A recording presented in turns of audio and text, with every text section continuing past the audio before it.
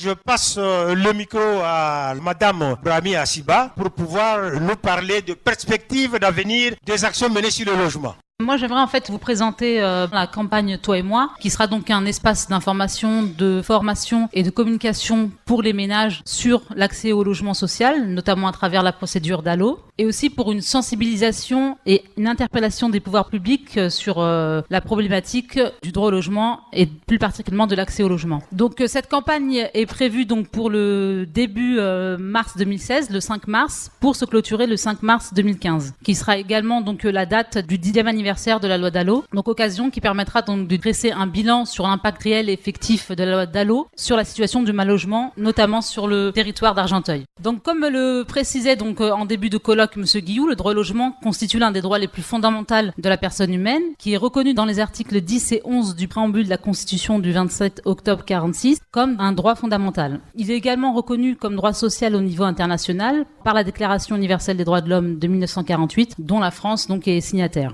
Donc, outre les actions menées dans le cadre général de l'association, nous assurons un accueil, un accompagnement et suivi des ménages demandeurs de logement à travers les différentes étapes. Donc, la première étape qui consiste à obtenir un numéro d'enregistrement unique régional et, en cas de difficulté d'accès au logement, d'introduire un recours amiable DALO et ensuite un recours gracieux, contentieux, voire indemnitaire en cas de difficulté à l'accès au logement. Donc, en vue de mutualiser ces actions avec notamment nos partenaires, la Fondation Abbé Pierre et la TMF qui s'est présentée donc tout à l'heure, pour essayer donc de mettre en place des actions renforcées et créer un impact fort pour que vous puissiez, vous les ménages en difficulté, accéder au logement. Comme l'a précisé Monsieur Salah à travers donc les statistiques sur les 5 dernières années, donc de 2010 à 2015, sur l'accompagnement et le suivi des ménages reconnus prioritaires et urgents par la loi DALO, c'est ce qui nous a amené, nous, à réfléchir sur une action à mener pour essayer de trouver une solution à cette problématique. Donc on a réfléchi à une action. On a fini par s'arrêter sur l'idée de mettre en place une campagne dénommée Toi et moi pour essayer de sensibiliser donc les pouvoirs publics sur cette problématique, mais aussi pour revendiquer le droit au logement et les difficultés que vous rencontrez pour rendre ce droit effectif. Le but de cette campagne, c'est aussi de faire ressortir des problématiques dans la lutte contre l'habitat indigne, notamment dans les hôtels où on constate vraiment des cas d'insalubrité qui nécessitent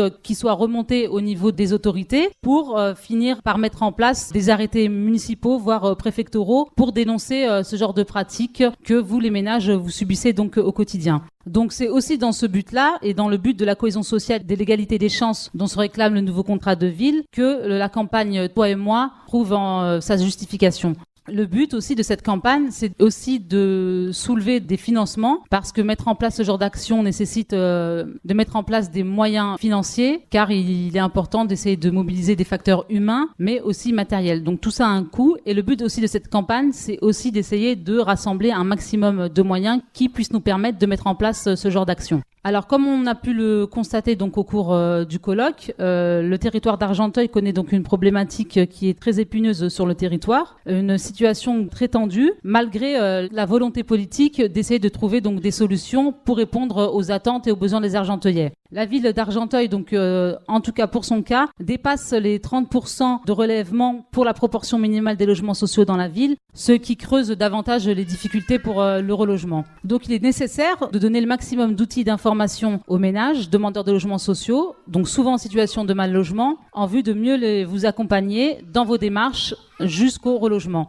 Donc c'est ce diagnostic de terrain qui nous avait déjà mené en janvier 2014 à mettre en place ce genre de colloque pour essayer donc de répondre à vos questions et difficultés que vous rencontrez dans vos démarches, mais aussi à essayer de mettre en place l'action campagne Toi et moi pour essayer de créer un impact au niveau des autorités pour que des choses soient faites pour essayer donc de répondre à cette difficulté. Donc comme je vous le disais tout à l'heure, ce genre d'action nécessite la mise en place de plusieurs outils, des outils qui vont nous aider à renforcer la capacité d'accueil, d'accompagnement et de suivi à travers le facteur humain, matériel et financier. Ce qu'on entend par facteur humain, c'est notamment faire appel à des bénévoles, des étudiants qui pourront donc se pencher sur cette question pour que l'on puisse à la fin de cette campagne dresser un bilan de l'action et de l'application effective de la loi DALO sur le territoire d'Argenteuil. Ça passe aussi donc par l'embauche aussi de salariés qui puissent se concentrer donc sur cette question pour qu'on puisse donc mener à bien ce genre d'action. Mais également, ça implique un facteur matériel et financier. C'est que ce genre d'action nécessite qu'on puisse se mettre à disposition des locaux pour qu'on puisse organiser ce genre d'action, comme l'espace d'information et de formation sur le droit au logement,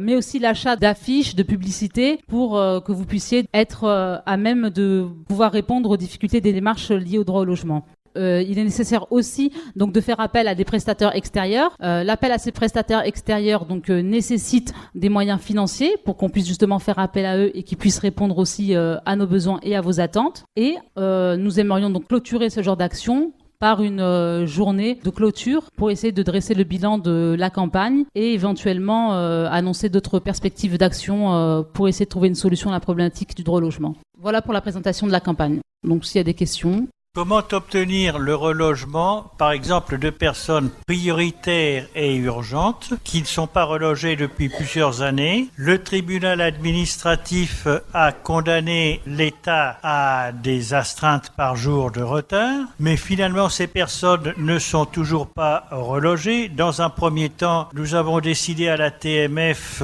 d'écrire une lettre assez aimable au préfet, mais si le préfet ne répond pas, comment reloger ces gens?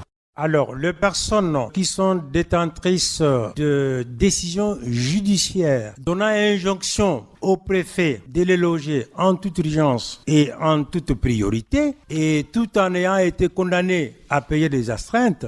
En ce qui concerne l'association Le Souffle, nous avons pour le moment un avocat qui s'occupe de ce que nous appelons de requêtes indemnitaires. Mais c'est une procédure assez complexe. Et nous avons même appris des choses que nous n'avons pas apprises à l'université. C'est-à-dire que nous pensions qu'une requête doit nécessairement s'adresser à une juridiction, mais cette fois-ci, la requête indemnitaire doit d'abord s'adresser au préfet avant de pouvoir la retransmettre, n'est-ce pas, au niveau de la juridiction. Alors, justement, à propos de cela, nous avons justement saisi le préfet pour une personne qui a été reconnue prioritaire depuis 2013 et l'État a été condamné, n'est-ce pas, à payer des astreintes. Et lorsque l'avocat a rédigé la requête indemnitaire, dans la semaine qui suivait, la personne a été logée. C'est pour vous dire justement que la seule possibilité, c'est de faire la requête indemnitaire, mais qui est une procédure extrêmement complexe. Donc, en ce qui nous concerne, nous avons un avocat qui le fait. Voilà donc comment on règle ces problèmes-là au niveau de l'association.